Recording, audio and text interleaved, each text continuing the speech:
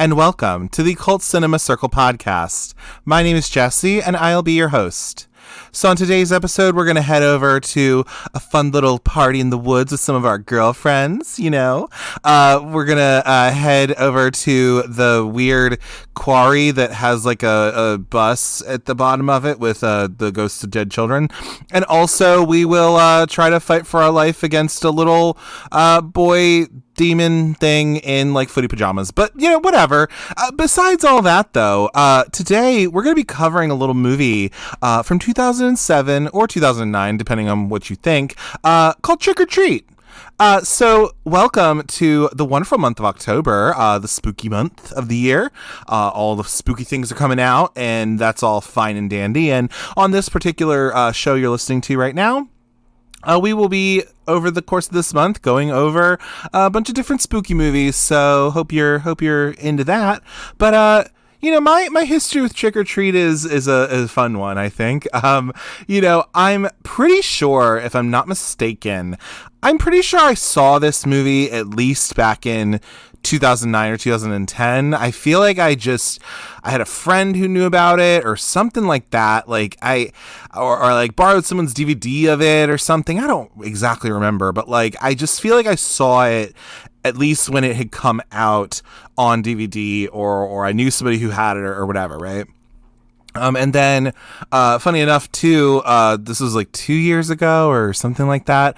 It was actually on Max, HBO Max, and it was streaming, and I decided to show my family it. And they were, maybe not enthused, I don't know, but this has always been a movie that I've really enjoyed, and I really like it, and I think it's so fun and enjoyable, and it's had this interesting kind of life where it's now become sort of, I guess you could say, a classic, if you will, but I still think it has that cult classic DNA in it, as like a cult film, and also just the story behind it of how it came to be and everything like that. I think is very interesting as well, which is why I wanted to start the month off with it. But yeah, so I mean, that's my history with it, and I'm so happy to be covering it because I think it's obviously been covered by all different sorts of podcasts, I'm sure, and whatever, and YouTube channels and things of the like, but I still think there's a reason for it, because this movie, I think, is really honestly one of the best horror anthologies, that's a part of a category of horror that can already have misses, you know what I mean? There are a couple ones that are really great, and then there are a couple of the horror anthologies that are not that good, but not everything can be Tales from the Hood, you know what I mean? But this one definitely, I think, just cements itself as like, just honestly, such a classic within the horror genre and the horror anthology subgenre, if anything. But as we normally do on this show, though, we're going to go into some production history, talk about the cast, figures of the movie. We'll do a little bit of a plot breakdown of the movie, and we'll go through each of the stories, maybe go through a little bit of character stuff, although I don't think we have to go through too much of that. But without further ado, let's move on to those figures. So Trick or Treat was released October 6th of 2009 officially. However, we will get into that, but it was actually completed in 2007, and it actually showed at like a film festival, but we'll get into all that. This is an 82-minute runtime, which without credits is only like 70-something minutes anyway, so it's nice and short. It was distributed by Warner Brother Pictures, big old studio. SAG-AFTRA strike, solidarity, of course. That shit is probably still going on, and it's crazy. But anyway, and we're also looking at a $12 million budget for this movie as well, which was confirmed by the director, actually. For opening weekend ranking gross, guess what? I don't have one, because it didn't have a theatrical release when it came out. So that's fun. But if anything, there was an international gross that came, I guess, and that was about $27,909 from what I found. This movie did pretty well in terms of home video sales, though, and it made about $12 million in Blu-ray and DVD sales. So, needless to say, it was able to make something, if anything. But That's what happened with this. And then Rotten Tomatoes and like the reviews and everything, we're looking at about an 82% on Rotten Tomatoes with about 33 reviews. And then a 72% from audiences with about 25,000 ratings on there. So that's kind of interesting to see, but maybe it's not everyone's cup of tea, I guess. But, you know, I think a majority of people definitely like it. And a 3.5 out of 5 on Letterboxd. And so we have those like figures, numbers, things, and then we have our cast and crew of the movie as well. So this is written and directed by a gentleman by the name of Mike Dougherty. We'll talk about him in a minute. So he is the guy who is pretty much Sam's dad, I guess. Sam is a little character in this movie. And he has directed this movie and also Krampus from 2015 with Toni Collette, and also did Godzilla, King of the Monsters as well. So he directed both of those movies and this one. And in terms of writing, he wrote the X-Men, a lot of the X-Men movies, X2 to be exact, but he's done other ones as well. And also he did a little movie that I don't know if I'll cover or not, but we'll see, is Urban Legends Bloody Mary, which is the direct-to-video sequel of Urban Legend, I guess, that has a pre-fame Kate Mara in it, which is weird. And that movie's just weird as hell. But anyway, so I literally watched that when it was on like fucking pay-per-view or something like that. This is how old I am. But anyway, so... But that's what we're looking at with what he wrote as well before. But he's written other things too and all that. Now, what I will say right here, right now, before we move into the other people who are part of this crew, this movie was very unfortunately produced by one Bryan Singer, who is a known Hollywood producer. He produced like the X-Men movies and made a buttload of money from those and all this, and is also, I guess if I'd have to say, an alleged predator for gay men, young gay men, and he's a fucking disgusting piece of trash. So you know, not that he'll hear this ever, but like whatever. Yeah, fuck him to hell. It's horrible. Yeah. So that's what I have to say about Bryan Singer. It's worse in the fact that he is like a gay man and he like preyed upon young gay men trying to get into the industry. That just makes it that much worse. You know what I mean? For me, like as a gay person, I'm just like, ugh, like we don't claim him like at all. And to be fair, maybe not fair to him, but like, but honestly, like with this, so this movie does have that Bryan Singer thing in it. I mean, he produced it. It wouldn't have happened if it wasn't for him in a way. But I give way more credit to Mike Dougherty personally, because I mean, he created the story. He created this little character. Like, you know, he directed this, he wrote it. I mean, I give him way more credit. Similarly, like I also give more credit to someone like Ira Levin, who, you know, wrote Rosemary's Baby and like Stepford Wives and stuff. And Rosemary's Baby is an amazing movie, right? But it was made and it was directed by Roman Polanski, who's a fucking monster. So like, I don't give Roman Polanski that much credit. Yes, he directed that movie, but like I give a lot more credit to Ira Levin for writing the book, because the book is pretty much the movie.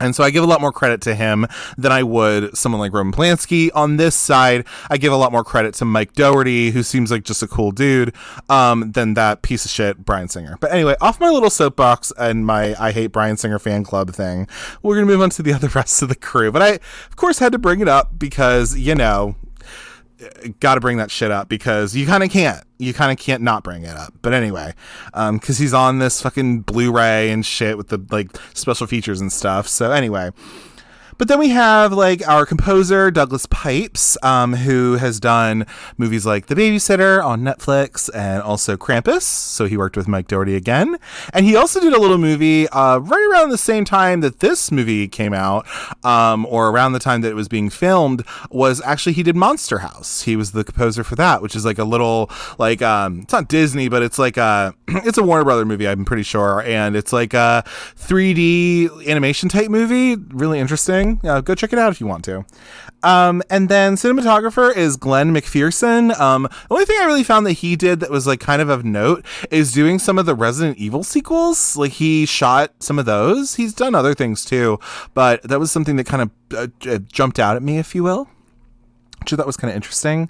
The editor of this movie is Robert Iveson, who really, he only, I think, edited this movie. It was of note, really. So there's that. And then also, yeah, so those are like kind of our other like crew members and stuff that are like of kind of base note, if you will. But then we move into our cast as well. So again, we have this kind of interesting, I guess I would maybe call it like a little of an ensemble cast, quote unquote, even though they only, as you will find, or if you don't already know, they cross each other's paths at some point. But yeah, they're all in their own respective little stories.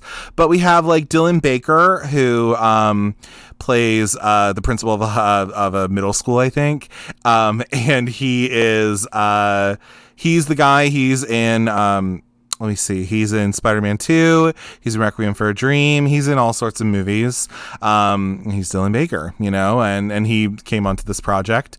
The other person who I guess would be of note, I guess she would be the most famous person, would be Anna Paquin, who, you know, won an Oscar when she was like 12 for the piano, but also has been in like Almost Famous. She was in the X-Men movies as Rogue. She was in She's All That and other movies like this.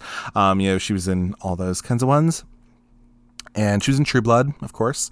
Then you have Brian Cox, who plays Mr. Krieg in this movie. But he's, of course, like a well-known British actor. He was in Zodiac, Autopsy of Jane Doe, and that's like not even scratching the surface of what he's done. But that's Brian Cox, you know, and of course he's in this movie. Rochelle Aites, who in this film, she is, in this film, but she's also in White Chicks. I don't remember exactly what part she had in that, but she was in that movie. And she was also in Medea's Family Reunion. So I guess she's one of Lori, who's Anna Paquin. It's one of her friends. And then Quinn Lord, who has gone on to do other things. He plays Sam in the movie, but also he's really known for this movie, but he's been able to have other things as well. He was like a little kid when he did this. And then also Leslie Bibb, who is in the beginning. She plays Emma, is her name, and she was in like the Babysitter movies, which is interesting because the guy who did the music also worked on the Babysitter, so that's kind of fun. And she's also in like Private Parts. I think she was in Popular, which is a Ryan Murphy show, things like that. So Leslie Bibb, that's what she was doing. So yeah, that's a little bit about our casting crew of the movie. And yeah, so like this movie made about $12 million like in home video sales. Little fun fact about some stuff. So like Quinn Lord is actually the little kid in the beginning where he's like peeping on the girls in their costumes or whatever when they're in the Halloween store. They're in the costume store. That is Quinn Lord, who also plays Sam in this movie. A little also fun little fact. So there's a scene in the beginning where you have Leslie Bibb's character Emma. She's like taking down all the stuff in her front yard after coming back from like this Halloween parade.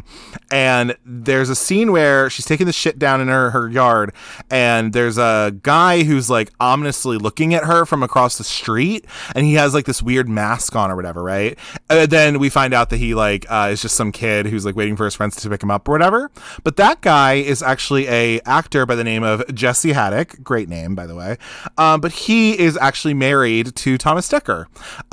He is Thomas Dekker's husband. And Thomas Dekker, of course, I bring him up on the podcast all the time because I've just like watched his movies. He was in the Nightmare on Elm Street remake. He's in All About Evil. He's on the Sarah Connor Chronicles, like in Village of the Damned in 1990s from John Carpenter, all the things. So yeah, that's his husband in there. So that's kind of a little fun thing.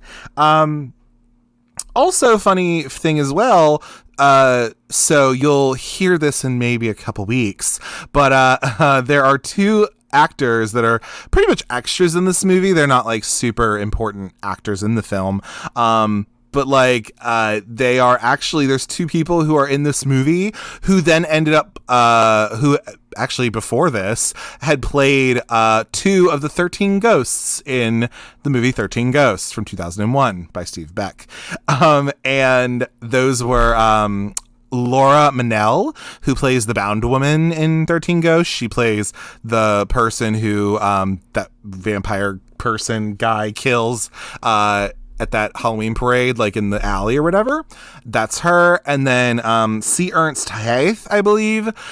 He plays the great son, who is the great son of the dire mother. He's like this big baby who killed all these people at a circus or whatever, for 13 Ghosts. And he plays like the blind date of Laurie, where they're at this party in the woods or whatever, and Laurie's on her way to it, and there's like her friend calls her and she's like, I have this guy, he's like really young or whatever, and it's like this guy C. Ernst Hath, who's like a big actor. He's like an overweight actor dude. I could relate, but so I just love that both of them are in it, really, because this movie was shot in Canada, of course, because why wouldn't it be?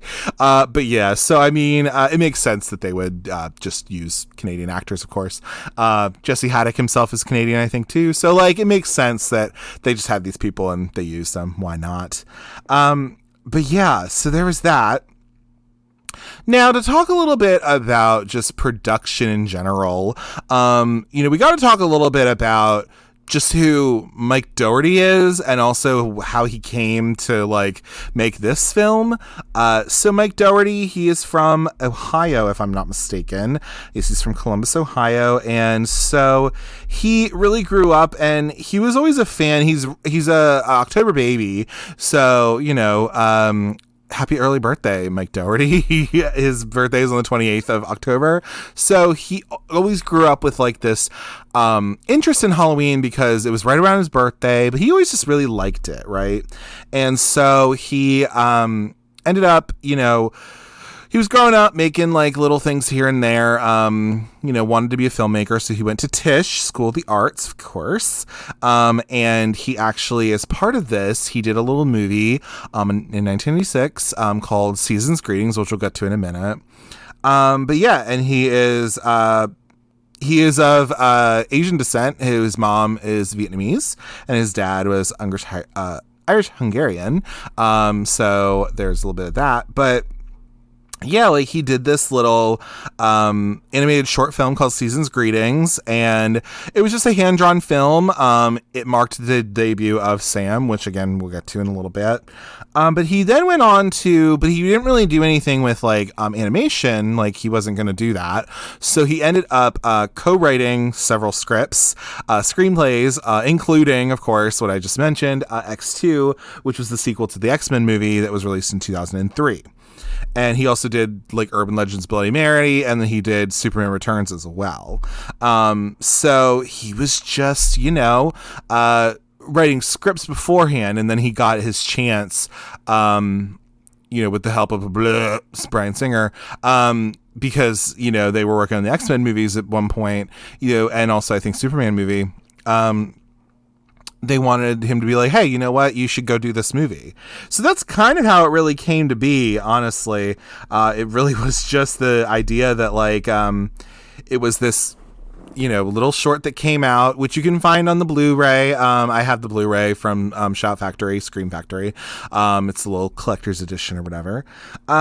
But yeah, it is. It's also on the DVD, I think, as well. But it's also on the Blu-ray, and it was on FearNet in October 2013 as part of apparently a 24-hour trick-or-treat marathon. Which I guess they just showed the movie for 24 hours straight. So why wouldn't they? But yeah, they threw him. Pretty much they wanted him to make this movie. They were like, hey, you know what? Go ahead. We're gonna give you $12 million to do it, and there you go. So Trick or Treat was, of course, filmed on location in Vancouver, British Columbia. And pretty much what happened was they made this movie, and, it was sort of probably a little bit of a tough shoot, but I mean, I think Mike Dougherty did a fine job with what he was given. And of course, this is like kind of a passion project of his, really. And it was slated for an October 5th, 2007 theatrical release, and they even had merchandise and everything, like thought up, and like they had it like where it was going to release and everything. But then it was announced in 2007 in September that the film had been pushed back, and after many festival screenings, it was actually then released on home video in 2009. So there's plenty of speculation about what exactly happened with this. Some people want to say, oh, it was because of like the critical failure that was Superman Returns, which again, I don't really know if that would really make sense, honestly. I think the more logical, like, thought that maybe would be that this is a Warner Brothers movie, and Warner Brothers, if you don't already know, is the ones who did Saw, as the studio who did Saw. And so Saw, as somebody who, you know, lived through the 2000s and was there, Saw was huge at this time. I mean, and so for them, maybe they didn't want to compete with the Saw franchise, you get what I'm saying? Maybe that was part of their decision or whatever. But the fact that it got pushed back for like literally 2 years or something, it's kind of ridiculous to me. I don't quite understand that. And the kind of shittier part in a way too is more so just like the fact that they never really gave him a reason either of why that happened, you know, like, and that's just, and Mike Dougherty will even say that to this day. Like, you know, he doesn't know why that happened, like, at all. He talks about it on the Blu-ray, in this little documentary that they have on there. But they also mention, he's also mentioned it, like, I think you can find an article. I can't remember the article and who wrote it, unfortunately. I'm sorry. But he talks about it in that article as well. Like, you know, you can find out all about that. But yeah, he does talk about that as well. And he's just like kind of, he's not even perturbed by it. But I think it was just more so like, just doesn't know why this happened. Like, you know, and I guess he just wishes maybe he had a reason.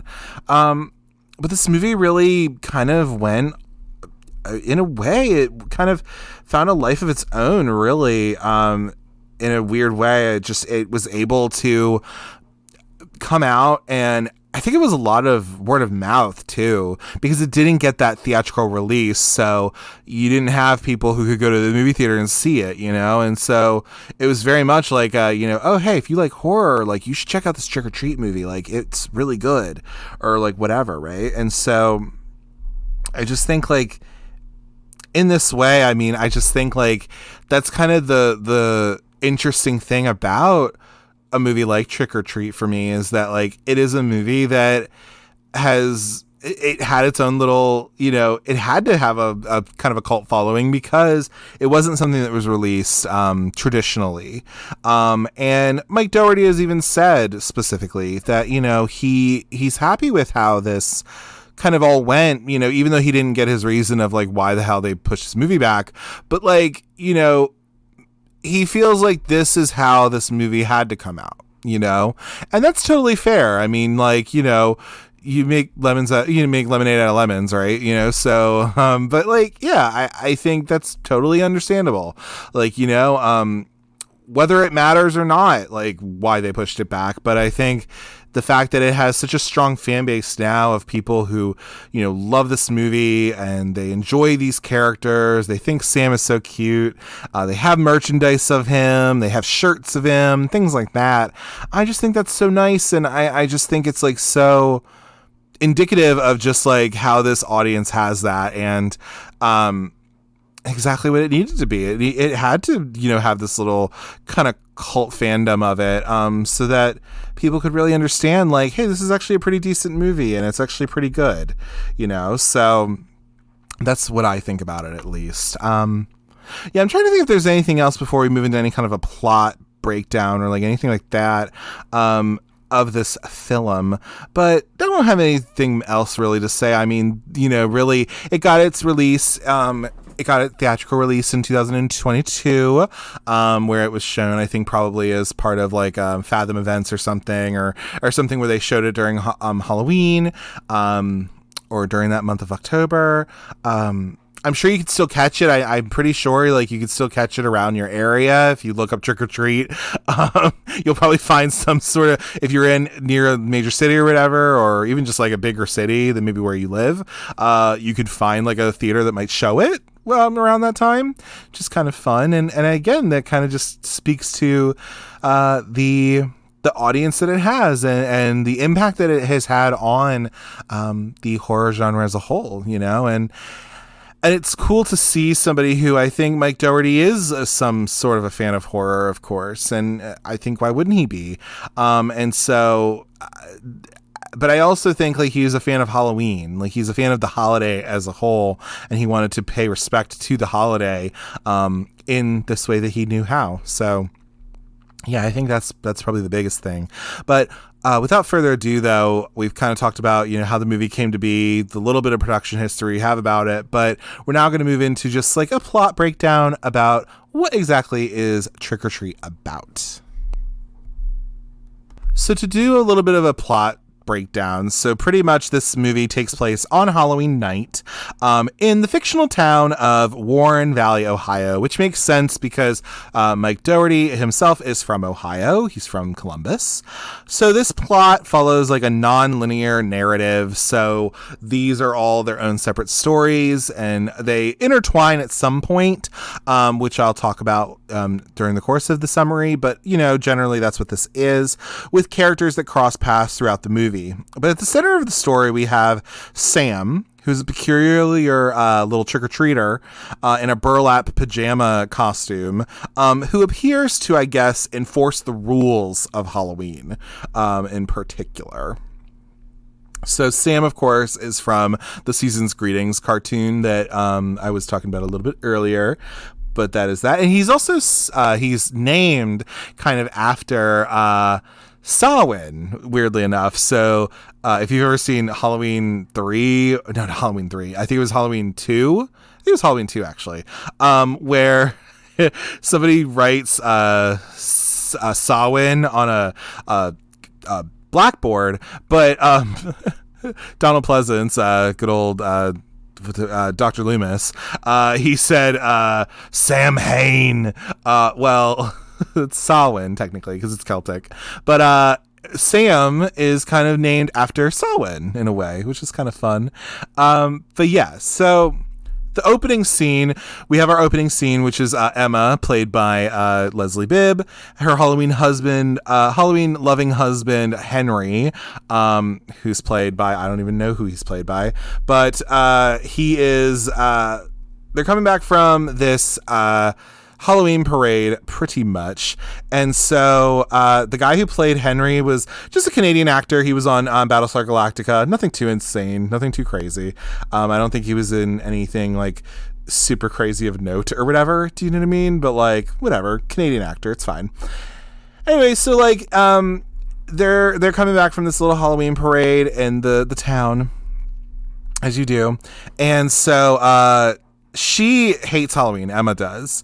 And so she has this like jack-o'-lantern lit, and she blows out the jack-o'-lantern before midnight, even against the superstitious advice that Henry has. So, Henry and her, like, they go back home. He goes upstairs. But in the meantime, Emma is like, oh, I gotta take all this shit down, like, my parents are coming over soon, like, I gotta like get all this, like, because they have these like scarecrow things up or whatever, like they're in like sheets or whatever. They're kind of like ghost things or whatever, but like they're little ghost scarecrows, I guess. Anyway, so like she's like, oh, I gotta get these things down, it's gonna take forever, I might as well do it now. So her husband goes upstairs and like puts on like some sort of porn tape, I guess, and she's gonna like, I guess, jerk him off or something. I don't know. Anyway, so they go upstairs. So he goes upstairs. She is downstairs, and of course, she's in the yard, and she, of course, says like, I hate Halloween. And so, as Henry relaxes upstairs and he falls asleep in the house, Emma begins tearing down like the decorations in her yard, but then is ambushed and murdered by an unseen assailant. I'll give you a guess of who it is. But anyway, so then hours later, after he wakes up, he goes outside to his yard, I guess, and he discovers her mutilated corpse on display with decorations and like this big lollipop like stuffed in her mouth, and it's just like real sick and metal. It's so good. Anyway, so like and that begins our story. That is our opening. So there you go. This is also the same like little part where Jesse Haddock is there. Thomas Decker's husband's there, so that's kind of fun. Anyway, so yeah. So we'll move into our first story, which they don't really have titles or anything, but I'll go off of what the summary says. So we have Principal, we'll call it that.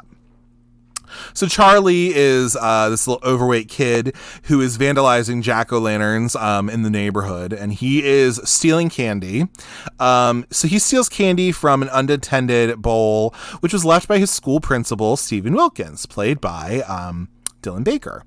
And so, seemingly taking the offense in stride, Wilkins, he offers a candy bar to Charlie while they sit on the stairs of Principal Wilkins' house, and he's lecturing Charlie on the importance of respecting Halloween rules and traditions and all that kind of stuff. So they're talking about, the generation he came from and like all that.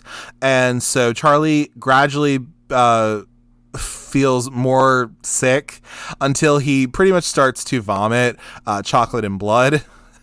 So this is the part of the movie where my mom was not enthused by watching it, but oh well, it's fine. Anyway, so so as Charlie dies, though, we find out that Principal Wilkins, he has revealed that he laced the candy with cyanide, remarking, quote, "You should always check your candy." So there you go. Anyway, so while he is attempting to, hide the murder pretty much that he had where he killed a kid, he hands out candy to these trick-or-treaters that come to his house, including Sam.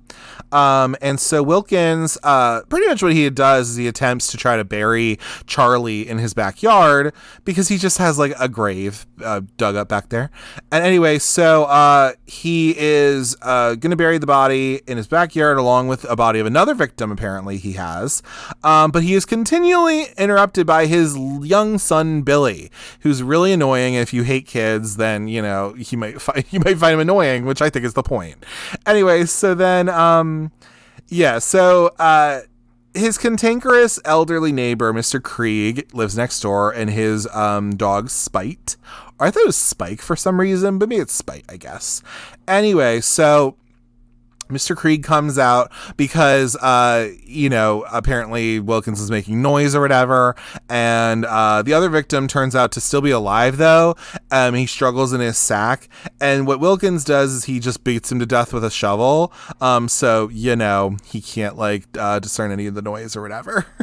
But Krieg does come out of there. Like, he just comes out into his yard. We don't see Mr. Krieg yet.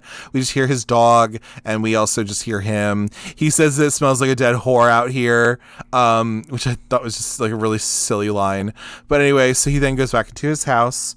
So when Wilkins returns back inside, he briefly notices that Krieg is apparently screaming for help at his window after he went into his house.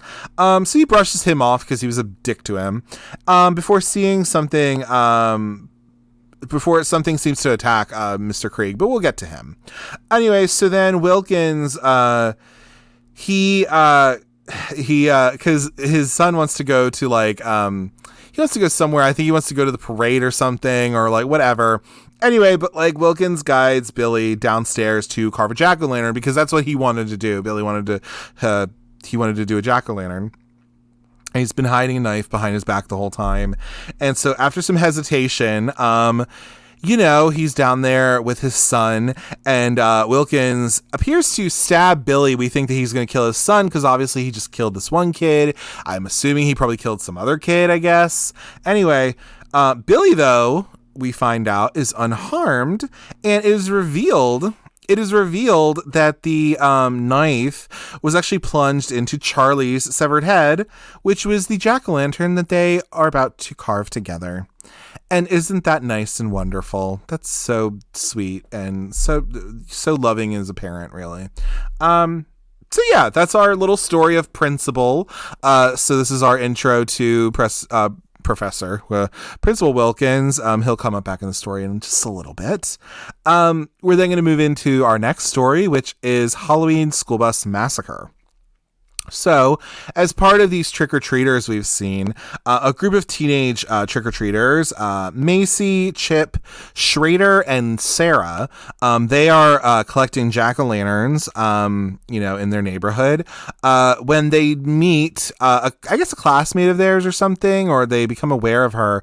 She's a devout Halloween traditionalist who's named Rhonda, and she is kind of this Of course, somebody has to call her Rhonda the R slur for someone who is developmentally disabled. That's rude, but that's how people talked in 2007. Anyway, so like, but she's like an idiot savant. So she's like a autistic savant. You know what I mean? So she's on the spectrum, I guess, in some way, shape, or form. Anyway, so then this group, they all go and they're led by Macy, who I think was on Dead Like Me, actually. She was, the actress was. But they go and visit this flooded quarry, which was actually shot at a real quarry for some of the exterior shots. And then the rest of it was a set. But anyway, so she recounts this urban legend of what's called the Halloween school bus massacre. So in the legend that she is recounting, these parents of these 8 disabled children pretty much bribed this bus driver to dispose of them, right? And so because apparently they were just too unruly, and these parents were just like, they were just pushed to the limit, and so they decided that they needed to have their kids out of their lives. So before the driver could complete his plan, one of the kids, which he shackled them to their seats and like all this stuff. We have the whole scene where the bus driver gives them a little bit of candy each, and he's like checking their padlocks and like locks and shit like that. One of the kids escapes the shackles and he took control of the bus. But the fact that he is a kid and who is also already like, in a position of maybe not being able to drive. What ends up happening is he takes control of the bus, but then he, drives it off of a cliff into the quarry. And so what happens is that the children, as a result, drown, even though we find out that the driver survived. So, apparently that these kids haunt this quarry or whatever, right? And so, again, these all kind of, except for the first, actually a lot of these stories, so like we do kind of go in between them in a way. So I'll just kind of treat them as their own stories, I guess. But anyway, so we have that. And so Macy decides to leave 8 jack-o'-lanterns by the lake as a tribute to the deceased, since there were 8 kids that were killed in this massacre. And so what ends up happening is the group splits up pretty much, which leaves Rhonda and Chip behind.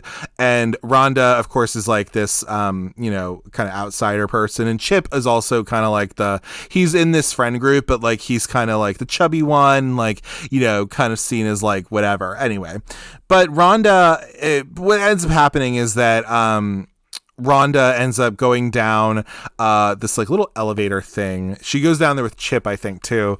But she is pursued by these like horrifying figures, right? And she thinks that and she's scared as shit because like she's going they're going in, like they left these like pumpkins by this like water, but like then these figures come and whatever, and it's not until she's hurt while being chased, she like falls and she hits her head on a rock or something. She's reduced to tears. What ends up happening is that we find out that the other teens, the other kids, pretty much use this as like a prank. They disguise themselves as the dead kids. It was all in an attempt to prank her. It was all planned by Macy, which I guess for some reason Macy was like somehow jealous of Rhonda in a way. I don't know. Because you even see that like someone like Schrader or whatever, like kind of, pay some attention to Rhonda. And I guess Macy doesn't like that. So Schrader even realizes like, okay, this trick has gone too far. He tries to comfort Rhonda, and whatever.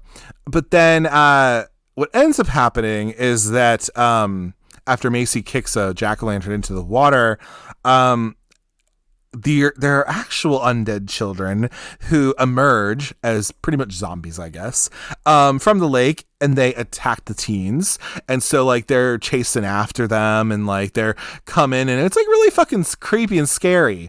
And so they run, and then Rhonda, after she's gone through this whole fucking ordeal or whatever, and what ends up happening is she gets to this little like elevator thing that they came down in, and she ends up just literally abandoning these kids to their death. She just like, because you have this whole scene where like she's in this little elevator thing and the kids are like, oh my god, blah blah blah blah blah, blah, blah, blah, right, and all that, and literally Rhonda just is like, push the button. She doesn't give a fuck about any of them. She's cold-blooded, and I love it because like that's the revenge. Like, it's a revenge. It's like you get what you get, you know what I mean? And yeah. So there you go. And as Rhonda goes back up to the surface, leaving these kids to be, killed by these undead children, Rhonda encounters Sam there and exchanges a nod of respect, towards him, and like, hey, you know what? And that's Rhonda's ordeal, girl. But this is I love this little story, kind of, sort of, because like, there's not much to it really, but like, I just love how Rhonda is a bad bitch. Like, amazing. Like, I mean, come on. Like, that is, and I think another thing too, so another speculation, if you will, would be that, people say that, maybe it was because like Mike Dougherty, like, in this movie kind of killed some kids, but maybe that was why it got pushed back. I don't know. But I don't know. Like, who knows? Like, whatever. I don't know. It's so kind of over the top in a way, but it's so, I don't know, like, these little bastards kind of deserved it, honestly, like, really, but, like, they weren't redeeming, really, even, like, someone like Chip or Schrader, in a way where they were kind of like, oh, like, we went too far, blah, blah, blah, blah, blah, but, like, you still were in on the fucking thing, so, like, don't try it, but yeah, Rhonda's a bad bitch, love her. Anyway, so love that for them. And then, so we have another story here. Again, these are all kind of cut in between. So they're not linear. I'm just kind of going through them, really. But we have our next little series, which is called, I guess you could call it Surprise Party. And this, I think, is probably my favorite one. And it's a lot of people's favorite story in this anthology. But, so it starts off, so there's a girl named Lori, played by Anna Paquin, who is named after, she's named after Laurie Strode in Halloween. So she's self-conscious. She's 22 years old. Apparently she's a virgin. And so she has her friends, her sister Danielle and her friends Maria and Janet. They're dressing up for Halloween. So they're in this like Halloween store, getting costumes, sexy Halloween costumes, as you do as a female presenting person. So this is where we have our scene where Quinn Lord is there and he's like doing a little peeping Tom creeping a little bit. Jail. But anyway, so like he's there and but they're like talking and like somebody's like, there's children out here. You need to like not be so like, vulgar or whatever. But what ends up happening is Lori is in this, they're all in these like different princess outfits, right? Like, one of them has like these princess ass outfits or whatever. One's like Snow White, the other's like Cinderella. And then Lori is Little Red Riding Hood. And so, so there's this. And then, so because she's a staunch traditionalist, Lori misses just trick-or-treating with her sister, right? And so she has to go into this whole thing of like, she's a woman and like, she's a young woman and she's like, it turns into like a different thing really. And I think that's what's really interesting about these particular parts of the story is like, you have like, you kind of have like these different people who like when you're a kid and this whole thing's happening to you with like the principal, and then you have like the little preteens and what happens with them, then you have like in your 20s this is what this is like, and then when you have Mr. Krieg, which we'll get into in a little bit, it's kind of these different parts of life that you're in as part of Halloween in a way, which you could kind of read into a little bit. But anyway, so the other girls, though, they are picking up dates. So they go to this Halloween parade. We do have a scene here where, we'll actually talk about this in a little bit, but like, Lori declines though, to not find a date at this like Halloween parade. She's in favor of just staying to join, to just stay and enjoy this festival and whatever. And yeah. Anyway, so what ends up happening is we find that there's this hooded man. He's wearing this like face mask of like kind of like a Zorro or whatever the fuck, but he's like dressed as a vampire. And he actually killed some other chick who was at the Halloween parade, who is played by Laura Manel, who was in 13 Ghosts. Anyway, so then so she goes upon, like, she is at this little festival, she's at this little Halloween parade, and then she decides to make her way to this party that her and her friends are going to have in the woods, apparently. So she later, while she's on her way, encounters this hooded man who is dressed as a vampire, who he follows her into the woods, and he attacks her, right?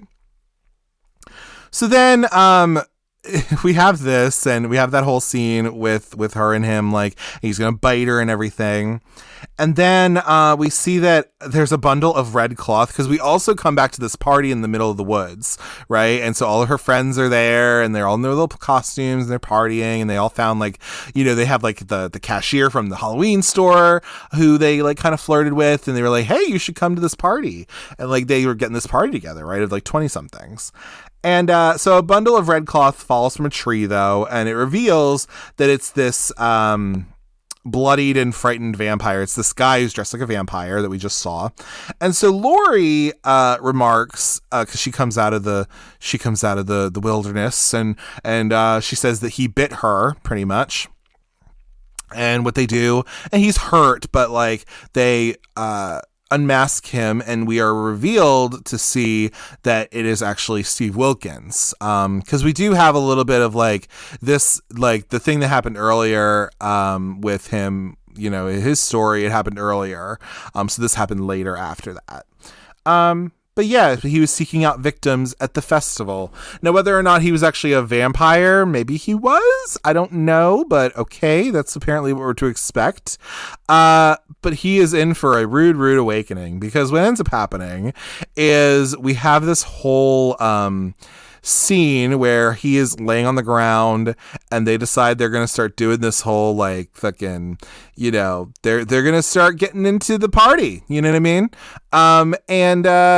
Throughout the movie they've talked about, you know, like, oh yeah, like they were always like, she was always the runt of the litter, you know, referring to Lori, or like they're just talking about how they're going to have fun at this party, right? And how they've done it years past and like all this.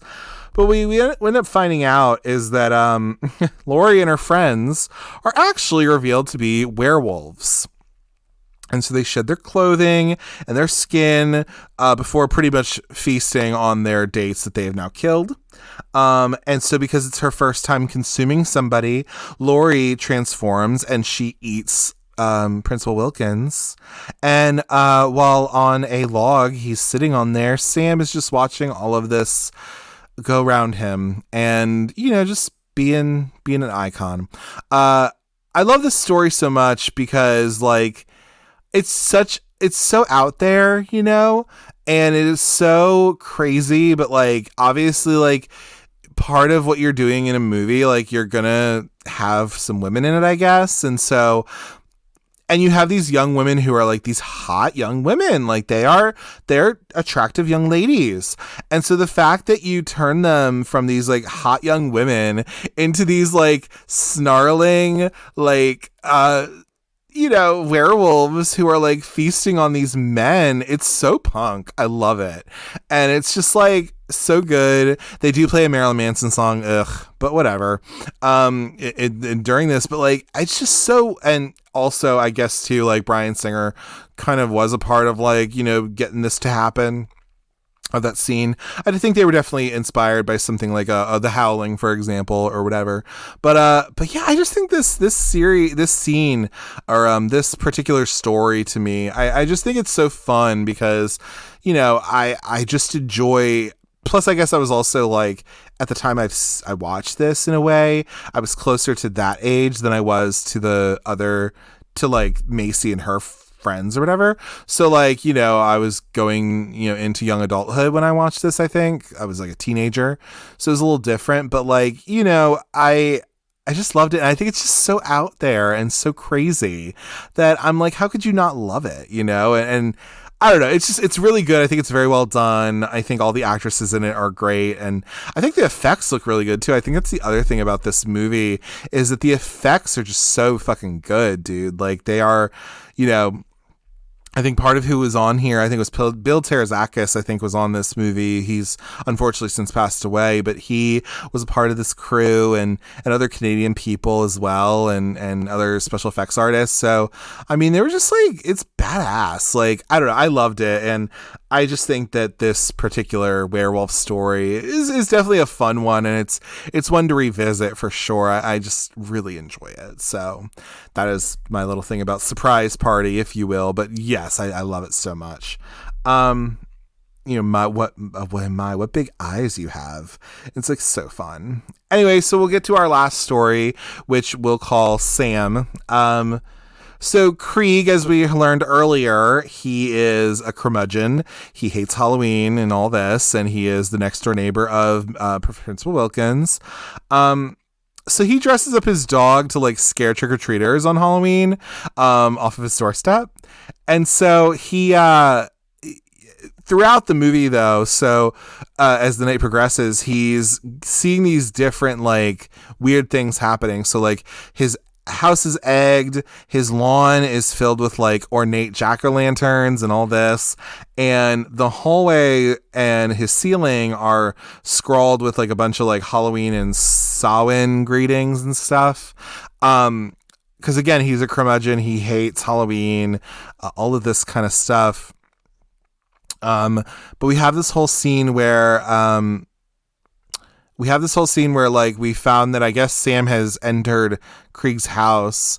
And he also, I think like in the meantime as well, I think of what happened while that happened, actually, we have the whole scene of when Mr. Krieg goes outside and he interacts with Wilkins. So we see that whole scene again, which is really interesting. You see it from a different perspective, but, Mr. Krieg goes back to his house. He was also watching TV a little bit and he was going through different like, channels and stuff. So like the set it and forget it like little oven thing was one, which is like which unlocked a memory in my mind of like watching that little infomercial where they say set it and forget it. I think also they had at least a Scooby-Doo movie that was somewhere in there. I'm pretty sure it was the Hex Girls from The Witch's Ghost. I think that's what it was. Scooby-Doo and the Witch's Ghost, of course, Hex Girls. Anyway, so, but yeah, he just had like these different things that he like was kind of, flipping through the TV, watching a little bit or whatever. Anyway, so what happens though is that in this story, Krieg is ambushed by Sam in his house. In their struggle though, because we have this whole struggle scene sequence, if you will, there is an homage, funny enough, to The Changeling in this as well, where all of this these candy balls like fall down the stairs, and then there's that's obviously it's a reference to The Changeling because the ball falling down the stairs is in The Changeling, which apparently somebody on this crew actually worked on The Changeling back early in his career. He was an older man, and so it was kind of funny that like they were able to have that in there as somebody who, you know, he worked on that. I wonder if that was I don't know if that was a Canadian film. I feel like it was, but whatever. Anyway, but yeah. So in their struggle though, Krieg he unmasks his assailant, which is Sam, and pretty much Sam looks like a hybrid of like a skull and a jack-o'-lantern under his like cute little burlap sack mask head or whatever. Krieg is fighting with Sam and he shoots him several times with a shotgun, which he thinks has killed him. However, though, Sam begins to reanimate though, because he's that kind of bitch, and he incapacitates and corners Krieg. So instead of killing him though, he doesn't kill him right away. He actually just impales a candy bar into Krieg's lap, right? And this is completing the tradition of handing out candy on Halloween. And so, yeah, he just like, he doesn't kill him. He's just like, all right, here you go. But yeah, Sam just spares him and he departs and leaves. And what we find out about this whole scene, so again, Brian Cox is such a good actor and he does a great job at playing this old man. And doing all of this work and just doing all these stunts and shit, like just doing all this. It's a lot. It's very involved, I feel like, and it's very memorable, if anything. But a fun little thing about this, though, is that what we find out about Mr. Krieg, he hates Halloween so much, and the reason he hates Halloween so much is because we actually find out from photos, because he was burning photos in the fireplace in the beginning of the story. We find out that Krieg actually was the bus driver of the Halloween school bus massacre from earlier story. So that's why he hates Halloween, because he had to go and like be a part of killing a bunch of kids on Halloween. You know, he was in that plot. So that fucking sucks. But yeah, so there's reason about why he is the way he is, which I thought was really interesting. And yeah, and then Sam whoops his ass. Doesn't kill him, but we'll get to that in a minute. But yeah, so that's a little bit about that. And then really, I mean, at the conclusion of this movie, we have, so a heavily bandaged Krieg is giving out candy to the trick-or-treaters, as Sam wants him to. On his front porch, he witnesses other characters, about in this movie milling about, observing these traditions. So for example, Billy sits on his father's porch. So Billy is the little kid, and he's Principal Wilkins' kid. He's handing out candy and enjoying himself, which is really cute. I guess he's not gonna have a dad anymore, but okay. And then Rhonda crosses the street, casually pulling. She has a wagon full of pumpkins, and so like jack-o'-lanterns, and so she's like pulling that. Lori and her friends drive by laughing to each other. They like almost accidentally hit her, but like they don't, and so we see that. And then Emma and Henry, they arrive home from the Halloween parade.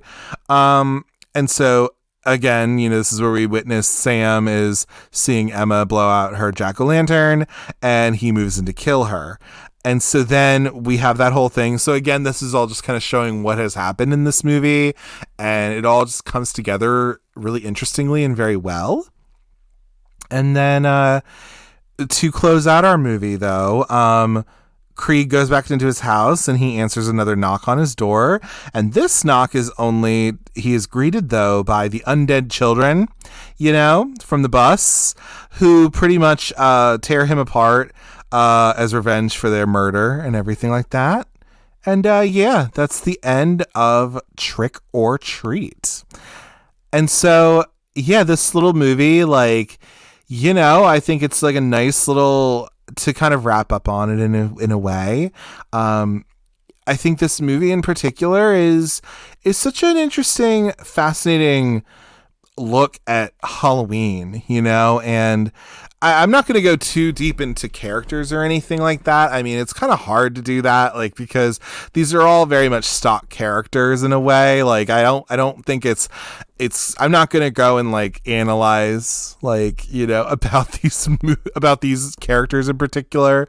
I mean, of course, like, you could always get into like, okay, what exactly is Principal Wilkins? You know what I mean? Or you could get into like, you know, okay, these girls who end up being werewolves, you know, what is being said about this? But again, I think the easiest thing to kind of get would be that it's different parts of your life that we're kind of looking at through Halloween in a way. And I kind of like that approach to it. 'Cause yeah, like, you know, when you love Halloween, like when you celebrate Halloween in your 30s is different. When you celebrate Halloween in your 20s is different than how you'll celebrate it when you're in your later years, like your 40s or whatever, you know what I mean? And kind of the relationship that you have with it. And so I think like, and with that holiday in particular, and plus also Halloween in general is just, they go into a lot of it there on the Blu-ray. I think on the DVD too, they also go into like this history of Samhain and how Halloween came to be. And if you're interested in any of that kind of stuff, you know, definitely check that out. But yeah, I just think like this movie in particular, it's a tight little script. It's a tight little movie. You know, it doesn't overstay its welcome or anything, but I think it effectively tells this fun story in a way that, you know, I think is just such a known little, it's just a known little thing that makes you feel comfort in this particular holiday, if you will.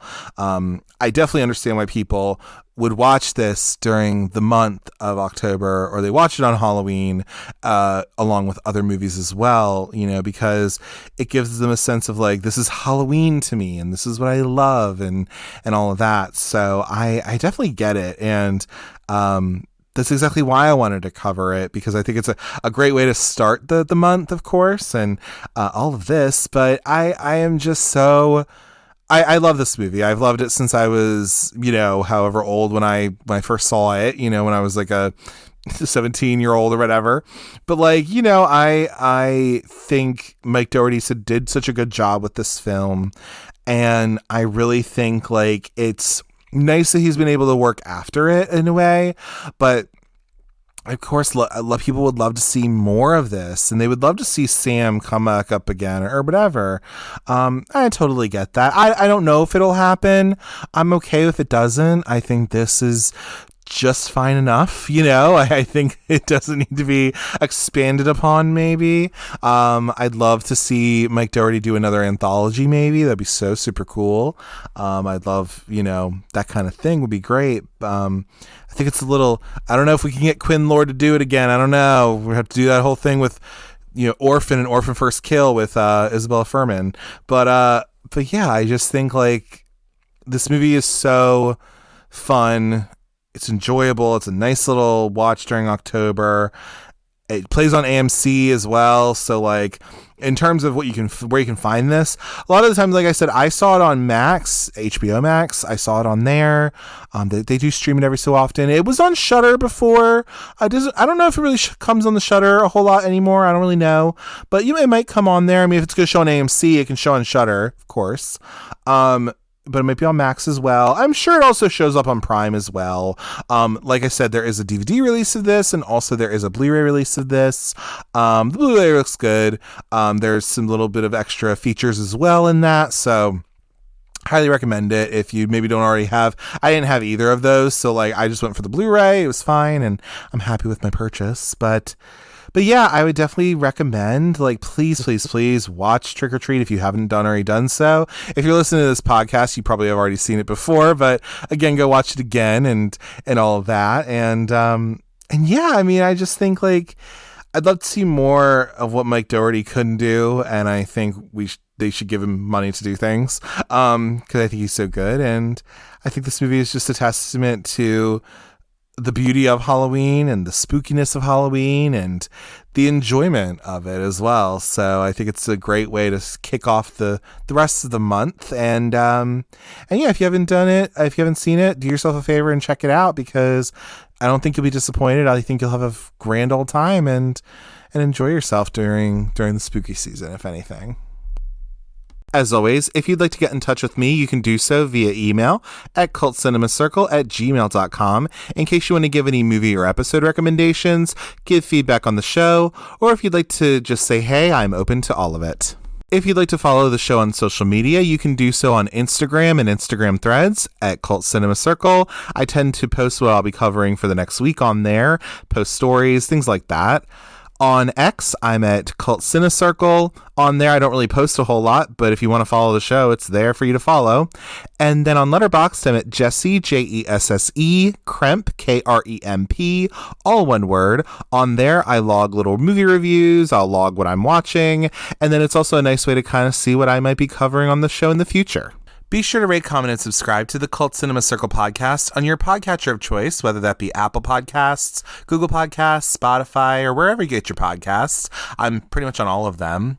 Be sure to leave 5 stars and a 1 to 2 sentence review about the show, so we can grow the audience and then just spread the love all around. Be sure to tune in next week to the Cult Cinema Circle podcast, where I'll be covering 1991's Ernest Scared Stupid. When Ernest P. Worrell helps 2 10-year-old kids with their haunted house of horror, he ends up running for his life when he unleashes a evil troll from deep below the ground. Now Ernest plots scheme after scheme to try and defeat the troll before it's too late. As always, thank you for taking the time to listen to the Cult Cinema Circle podcast, and remember, Samhain, also known as All Hallows' Eve, also known as Halloween. Predating Christianity, the Celtic holiday was celebrated on the one night between autumn and winter, where the barrier between the living and the dead was thinnest, and often involved rituals that included human sacrifice. Take care. Bye.